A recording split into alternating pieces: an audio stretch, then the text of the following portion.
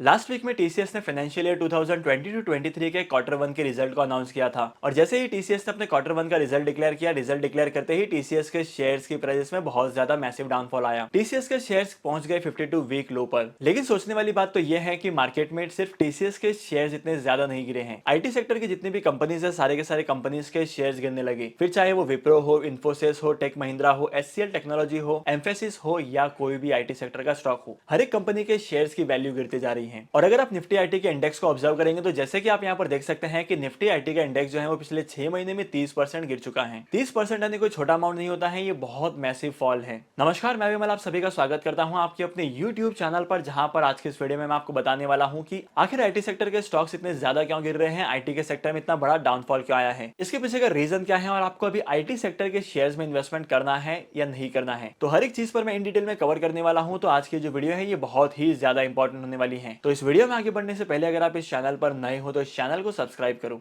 इसी के साथ साथ अगर आप स्टॉक मार्केट में इन्वेस्टमेंट करना चाहते हो तो आपके पास एक डीमैट अकाउंट का होना बहुत जरूरी है। लेकिन अगर आपके पास एक डीमैट अकाउंट नहीं है तो डिस्क्रिप्शन के लिंक का इस्तेमाल करके आप डीमैट अकाउंट ओपन कर सकते हैं और स्टॉक मार्केट में इन्वेस्टमेंट करना स्टार्ट कर सकते हैं। तो चलिए वीडियो को शुरू करते हैं और आते हैं सबसे पहले पॉइंट पर। आईटी सेक्टर की कंपनी के मैसिव फॉल के पीछे का नंबर 1 रीजन है रूपी depreciating against dollar. USD INR की रेट जो है वो लगातार बढ़ते जा रही है। ये भी बहुत बड़ी चिंता वाली बात है। अगर रूपी की वैल्यू डॉलर के मुकाबले बढ़ती है तो यहाँ पर आईटी कंपनीज को लॉस होता है। जैसे कि आपने स्क्रीन पर इस आईटी के इंडेक्स को देखा था कि पिछले 6 महीने में इस आईटी के इंडेक्स की वैल्यू जो है वो 30% से गिर चुकी है। लेकिन मैं आपको एक और चार्ट दिखाता हूँ, ये है यूएसडी वर्सेस आईएनआर का। जैसे कि आप यहाँ पर ऑब्जर्व कर सकते हैं कि आईटी के सेक्टर में जितना ज्यादा डाउनफॉल आया है उतनी ही तेजी आई है रुपए की वैल्यू में। मतलब यहाँ पर आईटी कंपनीज के शेयर्स और इसी के साथ साथ रुपए की वैल्यू में भी इनवर्स रिलेशनशिप होता है। तो मेरे कहने का मतलब यहाँ पर यह है कि रुपए की वैल्यू जितना ज्यादा बढ़ेगी उतना ज्यादा डाउनफॉल आएगा आईटी कंपनीज के शेयर्स में, और इसी के साथ साथ आईटी के इंडेक्स में भी उतना ज्यादा फॉल आएगा। इस बात को भी डिटेल में समझते हैं। इंडिया में जितनी भी आईटी कंपनीज है उन सभी आईटी कंपनीज का जो बिजनेस है, बिजनेस का ज्यादातर पोर्शन जो है वो इंडिया के बाहर से आता है। अगर इंडिया के बाहर से आएगा तो पेमेंट भी मोस्टली डॉलर्स में ही आएगी। लेकिन मुझसे यहाँ पर बहुत सारे लोग ये भी कहेंगे कि सर अगर डॉलर और रुपए की वैल्यू बढ़ती है तो यहाँ पर आईटी कंपनीज को फायदा होता है, क्योंकि जब एक डॉलर का रेट था 75 रुपीज तो आईटी कंपनी को $1 के बदले में 75 रुपीज मिलते थे। लेकिन करंट सिचुएशन में $1 की प्राइस हो चुकी है 80 रुपीज, तो डायरेक्टली यहाँ पर 5 रुपीज का फायदा होता है आईटी कंपनीज को।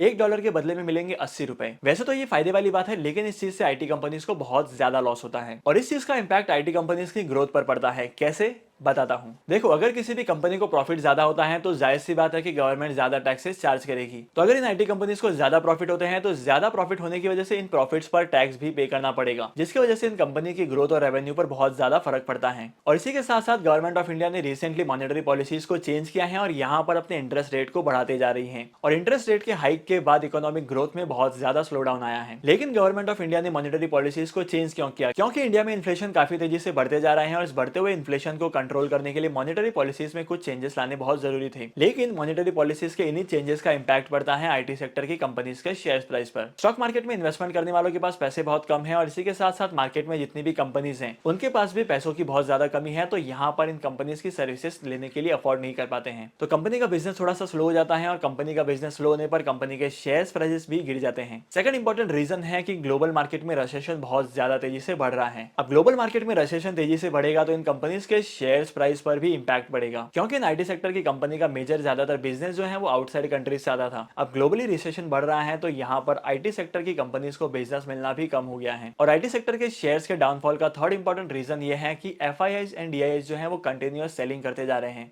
लेकिन मार्केट में जब भी किसी मल्टीबैगर शेयर और अच्छी कंपनीज की शेयर्स की वैल्यू गिरती है तो यहाँ पर इन्वेस्टमेंट करने का बहुत अच्छा मौका होता है। लेकिन क्या आपको भी आईटी सेक्टर में इन्वेस्टमेंट करना चाहिए? इसके जवाब दो तरीके से हो सकते हैं। सवाल नंबर 1 यहाँ पर यह आता है कि अगर आप आईटी सेक्टर में फ्रेश इन्वेस्टमेंट करना चाहते हैं तो क्या आपको करना चाहिए? अगर आप आईटी सेक्टर में लॉन्ग टर्म के लिए इन्वेस्टमेंट करना चाहते हैं, 3 साल के लिए, 5 साल के या 10 साल के लिए, तो डेफिनेटली आप यहाँ पर इन्वेस्टमेंट कर सकते हैं। लेकिन अगर आप शॉर्ट टर्म के लिए इन्वेस्टमेंट करना चाहते हैं तो इन आईटी सेक्टर के शेयर्स को लेकर शॉर्ट टर्म के लिए कुछ कह पाना थोड़ा सा मुश्किल है। लेकिन अगर आप लॉन्ग टर्म में इन्वेस्टमेंट करते हैं तो लॉन्ग टर्म में आईटी सेक्टर का फ्यूचर बहुत ज्यादा अच्छा है। इंडिया में आने वाले कुछ सालों में आईटी सेक्टर की डिमांड बहुत ज्यादा तेजी से बढ़ने वाली है और इसी के साथ साथ आईटी सेक्टर बहुत मैसिव तरीके से डेवलप करने वाला है। और तो और आईटी सेक्टर में इन्वेस्टमेंट करने से पहले आपको 2-3 चीजों का ध्यान रखना है। पहली बात अगर करंट मार्केट सिचुएशन को देखकर बात की जाए तो यहाँ पर ऐसा लगता है कि आईटी सेक्टर में और भी ज्यादा क्रैश आ सकता है या आईटी सेक्टर के स्टॉक्स जो हैं वो और ज्यादा नीचे गिर सकते हैं। तो अगर आप लॉन्ग टर्म में इन्वेस्टमेंट करते हैं तो यहाँ पर आप एसआईपी के थ्रू इन्वेस्टमेंट कर सकते हैं। हर महीने आप इन्वेस्टमेंट कर सकते हैं आईटी सेक्टर में विदाउट इनकी प्राइस को देखें, इनके फंडामेंटल्स को देखें, क्योंकि यहाँ पर ये सेक्टर डेफिनेटली ग्रो करने वाला है। और सेकंड इंपॉर्टेंट चीज ये है कि आईटी सेक्टर में और भी क्रैश आ सकते हैं क्योंकि मार्केट की करंट कंडीशन के हिसाब से ऐसा ही लगता है। तो सपोज आप 10,000 का इन्वेस्टमेंट करने वाले हैं आईटी सेक्टर में, तो आपको 10,000 का इन्वेस्टमेंट जो है वो अभी के अभी नहीं करना है, आपको पार्ट्स में डिवाइड करना है और उसके बाद हर एक डिप पर बाय करना है। और अगर आप यहाँ पर हर एक डिप पर बाय करते हैं तो आपके इन्वेस्टमेंट का कॉस्ट भी कम हो जाएगा और फ्यूचर में आप काफी अच्छे रिटर्न कमाएंगे। क्योंकि मेरे लिए ये कह पाना बहुत ज्यादा मुश्किल है कि आईटी सेक्टर के शेयर्स की प्राइस करंटली ऊपर जाएगी, नीचे जाएगी या क्या होने वाला है। तो आज की इस वीडियो को यहीं पर एंड करते हैं और अगर आपको आज की इस वीडियो का कंटेंट वैल्यूएबल लगा है तो इस वीडियो को लाइक करना और ऐसे ही इन्फॉर्मेशनल वीडियोस के लिए मेरे YouTube के चैनल को सब्सक्राइब करो। तो फिर मिलते हैं अगली वीडियो में नए टॉपिक के साथ, एक इंटरेस्टिंग टॉपिक के साथ। तब तक के लिए signing off, happy investing and goodbye, see you.